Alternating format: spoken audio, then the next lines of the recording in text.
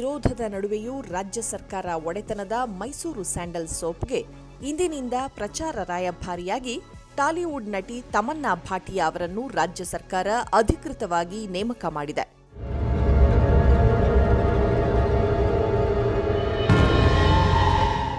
Mysuru soaps ಮತ್ತು detergents limited ತನ್ನ brand ambassador ಆಗಿ ಬಾಲಿವುಡ್ ನಟಿ ತಮನ್ನಾ ಭಾಟಿಯಾ ಅವರನ್ನು 6.2 ಕೋಟಿ ರೂಪಾಯಿ ತೆತ್ತು ನೇಮಕ ಮಾಡಿದ್ದು, ಈ ನಿರ್ಧಾರದ ವಿರುದ್ಧ ಹಲವು ಕನ್ನಡ ಪರ ಸಂಘಟನೆಗಳು ಭಾರೀ ವಿರೋಧ ವ್ಯಕ್ತಪಡಿಸಿದ್ದವು.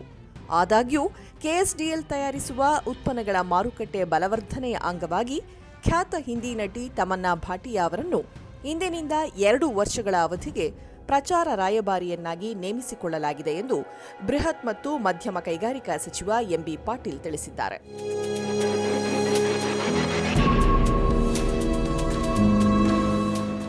ಕೆಎಸ್ಡಿಎಲ್ ಸಂಸ್ಥೆಯ ವಾರ್ಷಿಕ ವಹಿವಾಟನ್ನು 2030ರ ಹೊತ್ತಿಗೆ 5,000 ಕೋಟಿ ರೂಪಾಯಿಗಳ ಮಟ್ಟಕ್ಕೆ ಬೆಳೆಸುವ ಗುರಿ ಇಟ್ಟುಕೊಳ್ಳಲಾಗಿದೆ.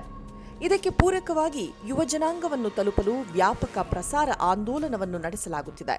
ಇದಕ್ಕಾಗಿ ಸೋಷಿಯಲ್ ಮೀಡಿಯಾದಲ್ಲಿ 30 ಲಕ್ಷಕ್ಕೂ ಹೆಚ್ಚು ಫಾಲೋವರ್ಸ್ಗಳನ್ನು ಹೊಂದಿರುವ ತಾರಾ ವರ್ಚಸ್ಸಿನ ನಟಿ ತಮನ್ನಾ ಅವರನ್ನು ನೇಮಿಸಿಕೊಳ್ಳಲಾಗುತ್ತಿದೆ ಎಂದಿದ್ದಾರೆ.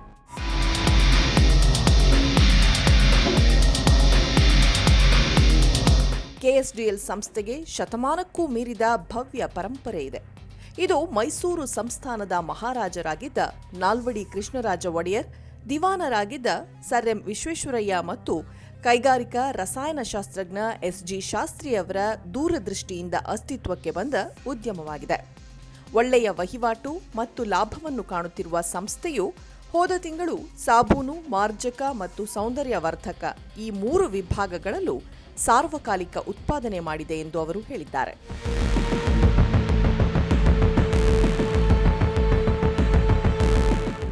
ಸಂಸ್ಥೆಯಲ್ಲಿ ಈಗ ಒಟ್ಟು 57 ಉತ್ಕೃಷ್ಟ ಉತ್ಪನ್ನಗಳನ್ನು ತಯಾರಿಸಲಾಗುತ್ತಿದೆ. ಇದರಲ್ಲಿ ಮೈಸೂರು ಸ್ಯಾಂಡಲ್ ಸೋಪಿನಿಂದ ಹಿಡಿದು ಕುಡಿಯುವ ನೀರಿನವರೆಗೂ ವ್ಯಾಪ್ತಿ ಇದೆ. ಪ್ರಚಾರ ರಾಯಭಾರಿಯಾಗಿರುವ ತಮನ್ನಾ ಅವರು ಕೆಎಸ್ಡಿಎಲ್ ಉತ್ಪನ್ನಗಳ ಪ್ರಸಾರ, ಜಾಹೀರಾತು, ಕಾರ್ಯಕ್ರಮ ಇತ್ಯಾದಿಗಳಲ್ಲಿ ಕಾಣಿಸಿಕೊಳ್ಳಲಿದ್ದಾರೆ. ಮುಂದಿನ 2 ವರ್ಷಗಳ ಅವಧಿಯಲ್ಲಿ ಅವರು ಉಳಿದ ಖಾಸಗಿ ಕಂಪನಿಗಳ ಇದೇ ತರಹದ ಉತ್ಪನ್ನಗಳ ಪ್ರಚಾರಾರ್ಥ ರೂಪದರ್ಶಿಯಾಗಿ ಕಾಣಿಸಿಕೊಳ್ಳುವುದಿಲ್ಲ ಎಂದು ಹೇಳಿದ್ದಾರೆ.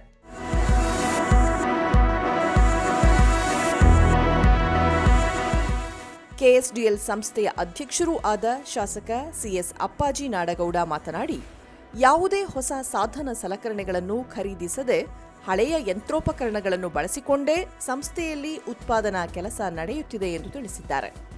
2025-26ರಲ್ಲಿ ಸಂಸ್ಥೆಯ ವಹಿವಾಟು 2,000 ಕೋಟಿ ರೂಪಾಯಿ ಮುಟ್ಟುವ ನಿರೀಕ್ಷೆ ಇದೆ ಎಂದು ಕೆಎಸ್ಡಿಎಲ್ ವ್ಯವಸ್ಥಾಪಕ ನಿರ್ದೇಶಕ ಪ್ರಶಾಂತ್ ಅವರು ಹೇಳಿದ್ದಾರೆ.